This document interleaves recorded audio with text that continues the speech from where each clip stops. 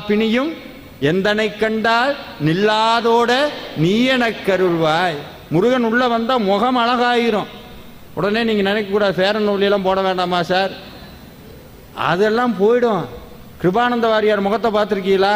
பாமன் சுவாமிகள் முகத்தை பார்த்துருக்கீங்களா? கண்ணு அப்படியே.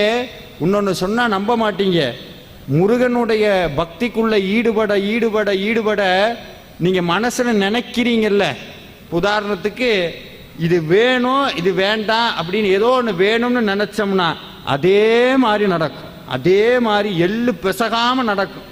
என்ன நினைக்கிறோமோ அது நடக்கும். தப்பி தவிர ஏன்னா சபிச்சு விட்டோம்னு வைங்க, யாரையாவது சபிச்சிட்டோம். ஆனால் முருகடியார்கள் யாரையும் சபிக்க கூடாது. நமக்கு எதிரியாவே இருந்தாலும் என்ன செய்யக்கூடாது? சபிக்க கூடாது. அது ஏன் சபிக்க கூடாதுன்னா, இது நாள் வரைக்கும் நீங்க பூஜை பண்ணி ஒரு பலனை சேர்த்து வச்சிருக்கீங்கல்ல, சபிச்சா அத்தனையும் போயிடும். ஆனா அது நடந்துரும் அவனுக்கு. எக்காரணம் கொண்டு இருந்தால்